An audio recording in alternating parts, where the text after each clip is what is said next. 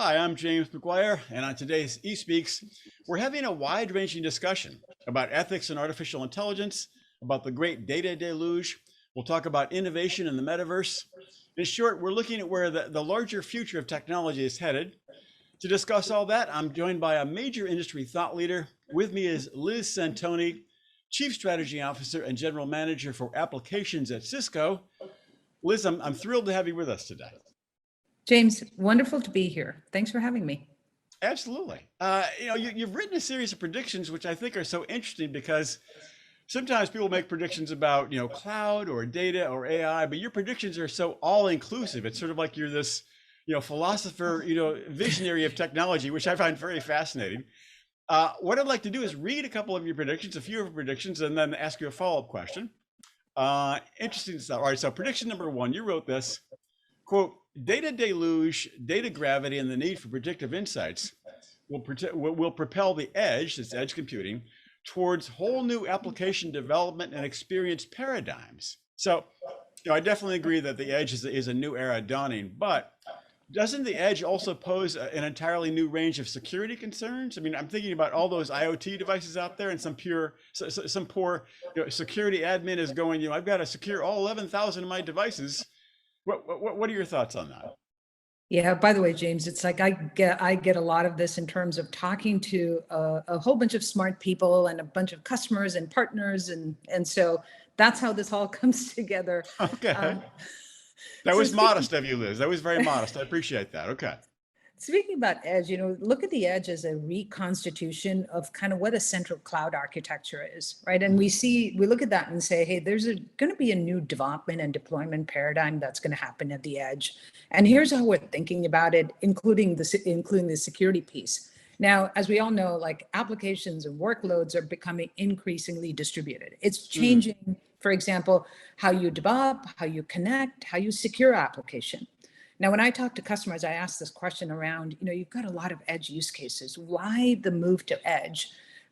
Clearly what we get is, hey, lots of data at the edge. There's more data being generated closer to the user, closer to the device. And that data needs to be managed. It needs to be transformed. It needs to be analyzed so that it can serve the needs for what these use cases need. High performance, low latency, near real-time decisions. IoT is a great example of that. And security comes up very often. I would say pretty much all the time. Data sovereignty, data residency requirements. So you've got to secure the data.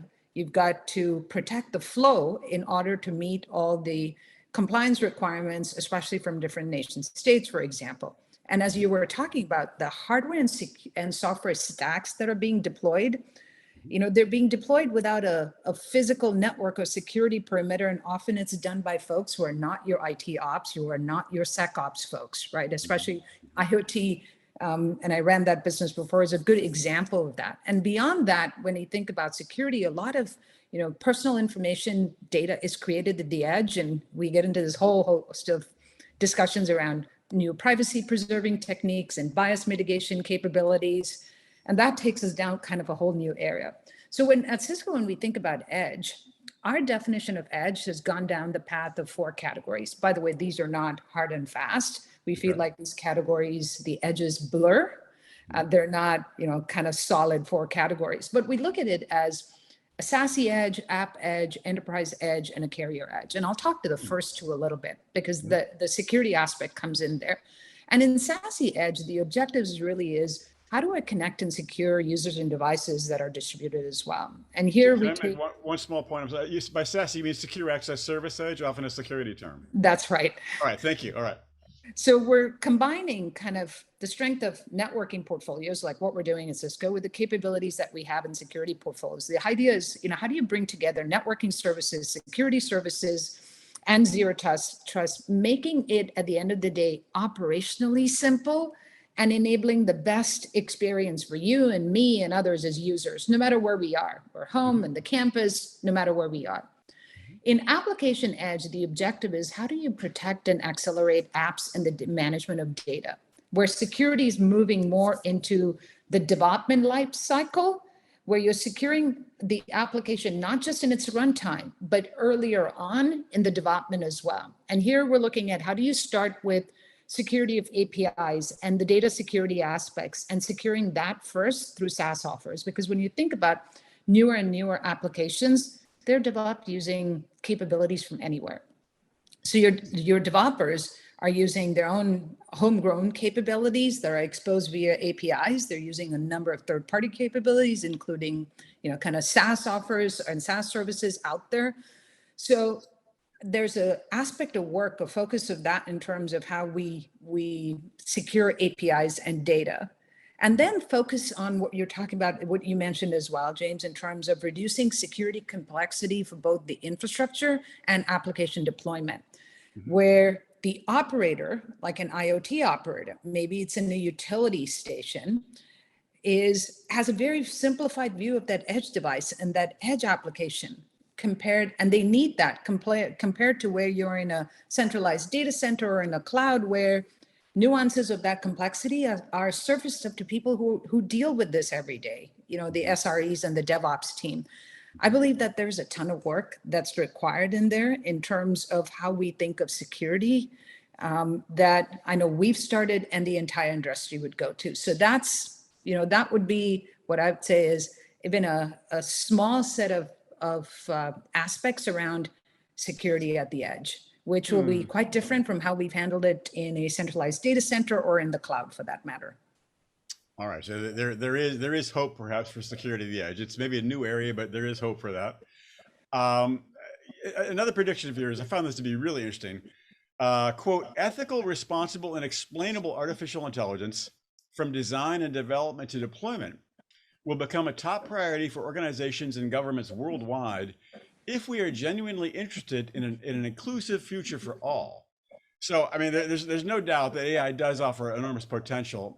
Are you concerned that AI may be hard to govern because, the massive investment poured into it by many large organizations may dwarf that of any governing organization? I mean, the companies that have the big dollars may be able to outgun the government. Thoughts on that? Yes, I would say it's less about the size of the investment and the number of resources being committed, and more of a matter of ensuring that we have an agreed upon framework for governance. I know sometimes many people look at governance as kind of a bad word in terms of slowing down things, but if you have a framework of governance that takes into consideration all these key tenets that are necessary, the need for governing AI in an ethical, responsible manner, I do believe that it has been recognized by the industry as a whole and even the growing AI community as a whole, right? So if you look at in principle, that is, all the stakeholders will agree that with the growing use of AI, we need, a governing AI. We need to govern AI in a more responsible manner. But like with most issues, the complexity and the devil's in the details, right? The details of what needs to be included in the architecture of an ethical AI system. It has to be researched, it has to be defined. And then we all need to agree that we're working towards, as an industry, to build consensus around these elements in order to kind of build out that governance framework. I'll give you a couple of examples. So at Cisco, what we're doing is we're investing and working in ethical AI research in collaboration with universities. We've got a number of projects going on. We're also working across industries, so across organizations, not just ours, to define and review the responsible practices of AI. I do believe that this does have the attention of the AI community, because if you look at like most recent publications in top research journals, if you look at the topics of discussion at conferences, you can see that most of these topics are core to like ethical AI. They talk about the robustness of it. They talk about fairness. They talk about the reliability of the AI models. They're covered, and I do believe that it's being taken seriously. Now, to deliver on AI has huge promise, and we're just starting out where, as much as I say we're starting out in our daily lives, even without knowing there's so much of that of AI being used. Right.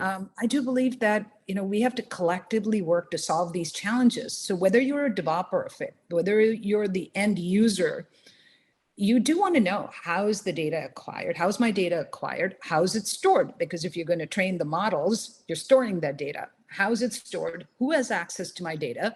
Mhm. And once the models are trained as a developer, I would want to understand like the insights and predictions that were derived. Is that what my intent was meaning it to be? And as a user, I'd want to know, it's like, geez, how are you deriving the insights and predictions? Mhm. Was it robust? Is it fair? Is it reliable? And when for us at Cisco, this is truly this whole principle of responsible AI is very much aligned to our core values and what we talk about, our purpose driven mission of an inclusive future for all. In fact, last fall, I would say we internally launched Cisco's responsible AI ML framework as a foundation for our own development organization. We have more than 27,000 engineers in the company or developers in the company. So it's a foundation for Cisco's development teams to leverage the positive aspect or the positive impact of AI and ML and products and offerings across our portfolio. So when you think about, like responsible AI, hopefully it's likely going to become one of the defining principles of AI systems, because I truly hope it can become a standard to ensure transparency, to make design inclusive and have diverse teams that are necessary to really deliver this equitable future through technology. And to if I can paint a parallel to the security question you asked earlier, Mhm. I can look at that and say, hey, is governing security a complex thing? Yes, Yeah. I think we would all agree. But if we have agreed upon frameworks, development design principles, and the tooling to surface like the reputation and transparency, I'm hoping it can be done. Hmm. I like your optimism on that, and I want that to be true. So let's just carry on with that. I want that to be true, absolutely. So, your next prediction, I like this. So you wrote, quote, the future of innovation and business is tied to unlocking the power of data in an application-driven world created with a secure, observable, and API-first mindset. So clearly, this seems like a good idea. And how close are we to this ideal? I mean, are most major applications currently built with an API first approach? So as I talk with customers, we talk a lot about modern and cloud native Hmm. applications, just like we Tough talk about topic. modern cloud native architectures. Hmm. But it's very clear that a large majority of the applications that are deployed today are still traditional. Hmm. And most were not built with an API first mindset. So I think it would be fair for me to say that in the majority of the applications developed today, we don't have that API Hmm. first mindset. But when I Hmm. think about, kind of newer applications that are being built, they're really being built as developed as modern applications. And they're built with an API first mindset in terms of connecting the APIs, securing them, observing them as well, because a developer, the guts of an application is distributed today, right? Because developers are leveraging services, not just from that's homegrown, but third-party cloud services as well, including many SaaS services. Hmm. And so you're building these with where your apps are now running over the wide open internet and a zero trust environment. And I would say is going forward, we will see this focus on kind of API first mindset will speed up, because the whole aspect of it, the ability to leverage different services, no matter where those services comes from, developers love it because it brings that velocity, it brings that speed, it brings the agility, it brings the performance that they need, right? So they can stitch capabilities from various in-house third-party software.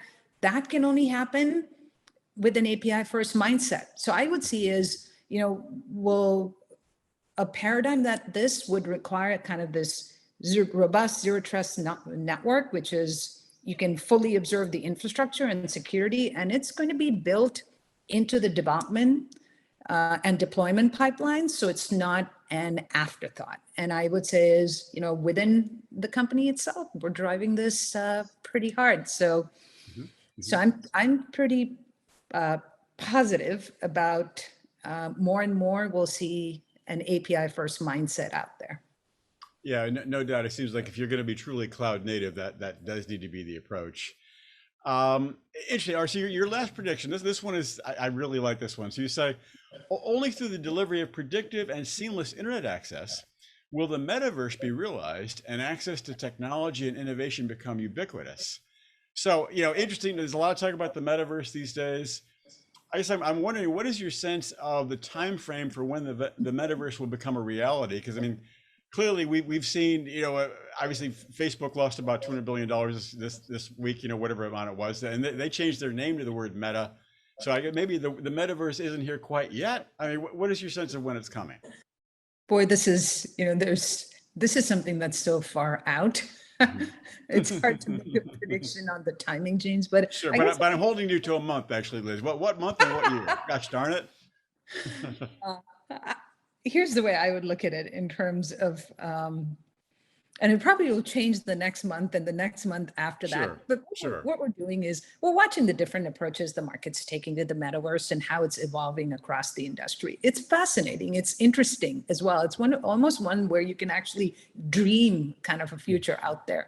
Mhm. But in some of these, we're working on partnerships and in some early use cases from holograms to virtual hybrid meetings to immersive games as well, right? So I think about maybe it's last week or before that, our collaboration team introduced this very photorealistic, real-time remote telepresence feature called WebEx Hologram.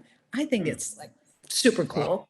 Sounds It modern. began, and I think we began rolling this out sometime last fall. And so it uses a variety of cameras. It uses an AR headset.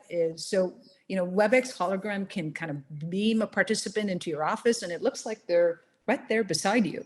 Hmm. So you can use it to share physical and digital content and allow participants to interact with objects, just like they're in the room with each of the participants. So I would say that's one example of it. And it's one early example in Hmm. kind of what could be this developing landscape of the metaverse. And so I think the opportunity for more and very different immersive experiences and virtual places and a mix of AR and VR centric offerings. We are so early in that.